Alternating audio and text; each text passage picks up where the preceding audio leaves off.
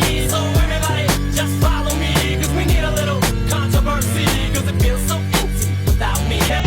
Breckenridge officials worry about some of the town's workforce housing units sitting unoccupied, suggesting change. One of the issues that our mountain towns here in Colorado suffer from is having a tourist-based economy.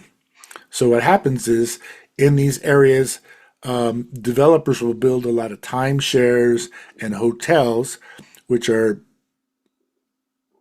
cost a lot more to use than somebody who's working at the local pancake shop or working at the police department or running around town collecting trash for the city and all of that. So all the locals who live in let alone school teachers and stuff. So none of the local folks who are making local wages can afford all of this stuff that their economy is based on. So mountain towns have been trying very hard to develop workforce housing that's designed for their locals, and they struggle with it. Consistent reports from local workforce housing about struggles with housing affordability spurred Breckenridge's elected officials to make it a top priority, one that has cost millions. Breckenridge's 2025 budget document detailed expenditures from its workforce housing fund totaling around $15.7 million in 2022, $38.4 million in 2023, and around $28 million in 2024. This year's expenditures are forecast to total $22.7 million. At a May 27th Breckenridge Breckenridge Town Council meeting, officials expressed the desire to see changes to their approach to workforce housing after hearing reports that some of the units that the town built are sitting empty. Housing needs assessments have guided elected officials as they shaped housing goals and subsequent initiatives.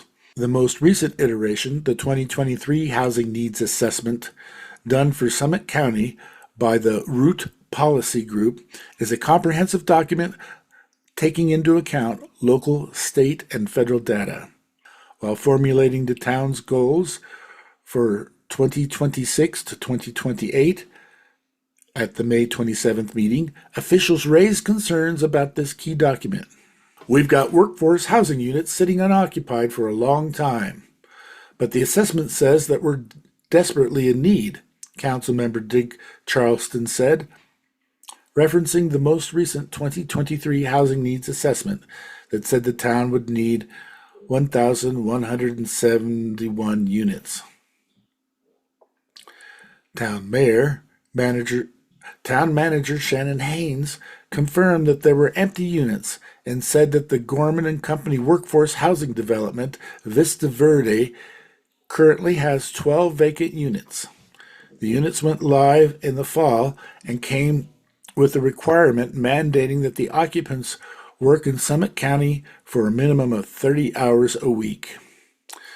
Hold on a second. Let's do a little math. Isn't the internet wonderful? All right, here's Vista Verde 2. They have 172 units over 4 buildings. A mix of studios, 2 and 3 bedroom units.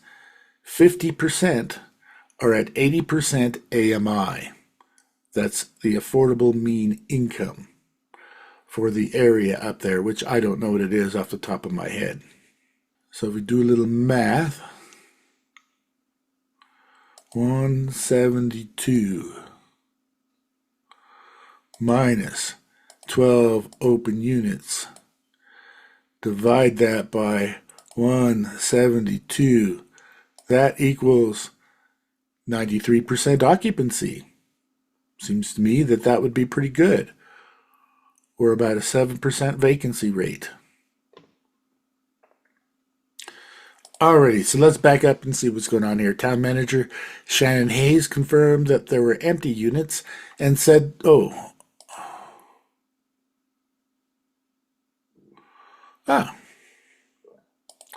Town manager Shannon Hayes confirmed that there were empty units and said that the Gorman and Company Workforce Housing Development, Vista Verde 2, currently has 12 vacant units. That's out of 172. The units, that's out of 172, are about a 93% occupancy rate. The units went live in the fall and came with a requirement mandating that occupants work in Summit County for a minimum of 30 hours a week. So, in less than a year, they got 93% occupancy. Sounds pretty good, and they're complaining. Gorman and Company had to start scaling back that requirement to fill the units. After marketing the units for 30 days, the deed most people are in leases that last 6 months to a year. After marketing the units for 30 days, the deed restriction allows the leases to households that do not qualify as full-time workers in Summit County while remaining in compliance with affordability requirements.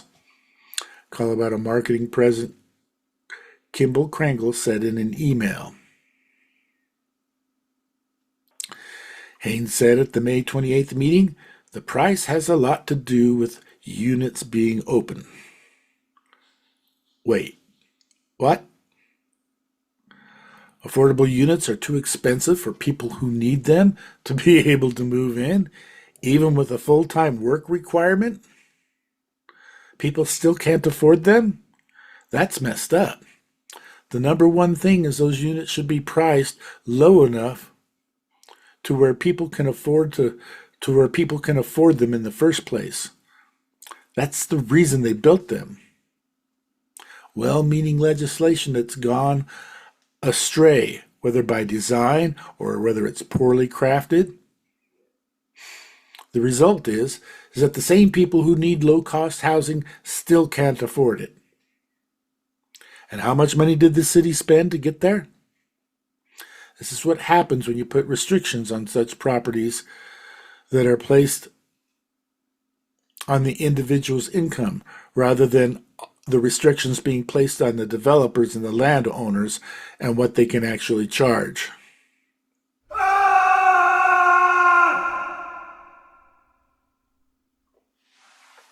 So, for example, if my potential renters can afford $100 a month, so I'm going to charge $120, just expecting them to figure out how to make it somehow.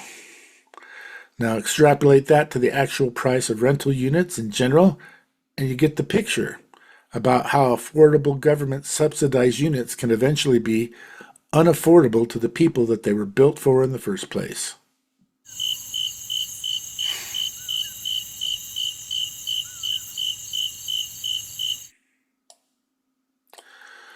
Carlton said he wanted to see broader research done beyond housing assessments, suggesting looping in more market analysis related to rentals, and other council members shared the sentiment, which prompted Hayes to ask what type of data they were hoping to attain. Are you guys familiar with RealPage and the rental pricing algorithms for rentals? Those aren't designed to make the rent as low as possible and still keep the landowner solvent. Those are designed to make the rent as high as possible. Honestly, they have the data that they need. These are more expensive than what the people they built them for can afford. They need to lower the rental price. Yeah, this looks like a job for me, so everybody just follow me, 'cause we need a little controversy, 'cause it feels so